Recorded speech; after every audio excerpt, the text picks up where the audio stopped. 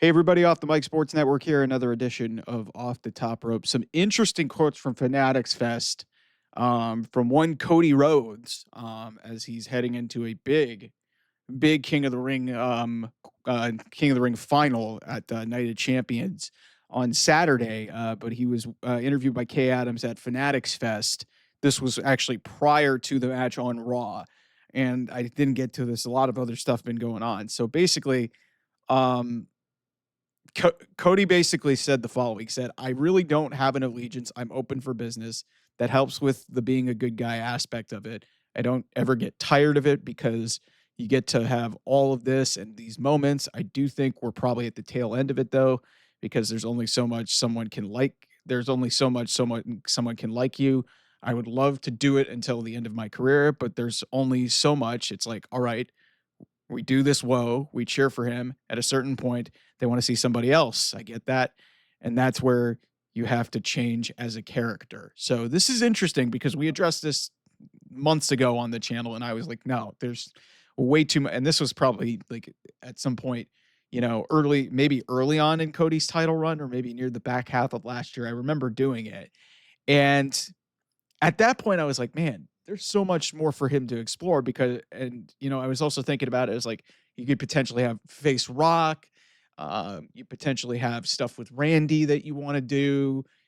He had I think it was around the time where he was doing the stuff with Kevin Owens. And, you know, we went through this whole discussion when he was in AEW, and a lot of people on the AEW side are like, man, Cody was kind of resistant to like changing his character. He did that whole nightmare situation where he was the American Dream for one thing against Anthony Ogogo. It didn't go well. Um, but for those who don't realize this, Cody is a really good heel. Now they made the right decision at Elimination Chamber to go forward. They made the right decision to go with John Cena as the heel. How they've pursued with John Cena as the heel is a completely different story. Cody is the guy right now. He is the guy. Let's just get that out of the way. But we are heading towards a point, and you could hear it, and I know it was just a select crowd in Las Vegas. We're getting to that point where at some point Cody's going to have to change something up, and he can't just be this white meat baby face doing the woe with people singing his entrance music. It's 2025. People evolve and people change.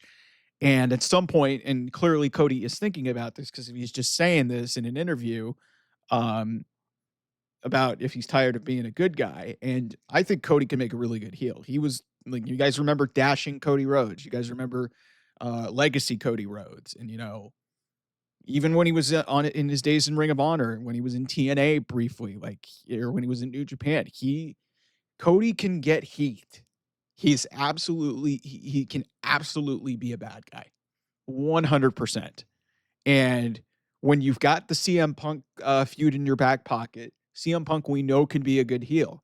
I think that's a dynamic you can explore. There's some people throwing out the idea of maybe doing a double turn at SummerSlam. I don't know what that would look like. That would also throw my idea of Seth Rollins potentially cashing in as like a wrench and everything. Everybody's speculating that Cody could potentially turn and join up with Seth, which would be interesting too. I don't know how far away we are from this, but the fact that Cody's bringing it up tells me that he clearly is thinking about this, and he clearly knows that there's an expiration date. Like, he's not going to be a babyface until the end of his career. He's not. It's not going to work.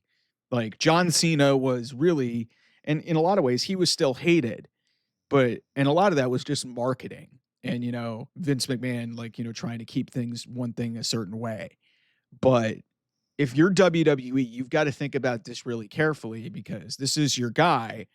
He sells a lot of merch. He's good with the kids. Like, I understand that dynamic of it, but look at it the way that you kind of did this Cena thing. And, if it's me, I wouldn't even explore the Rock soul searching thing or the soul claiming shit. Like, I wouldn't go back to that. You have to do it. And I think if it was going to be, you could potentially do a babyface versus babyface thing with Punk. I don't think Cody is going to be the bad guy in a feud with Randy Orton. I think Randy Orton's going to be the heel. So that's another thing. So I would expect him to be babyface for the rest of this year. When we get to 2026, that might be where we start to have the discussion of is the Cody Rhodes babyface thing getting a little bit too long in the tooth? Because let's be real, he's been at this since he got back into WWE. This is now 3 years we've been at this. And he was a babyface for almost his entire run at AEW. He started out technically, I guess, as a heel, you could kind of say, but he was basically a babyface for most of that run there. So he's effectively been a babyface since 2019. He's been a babyface for 6 years, everybody. That's a long time.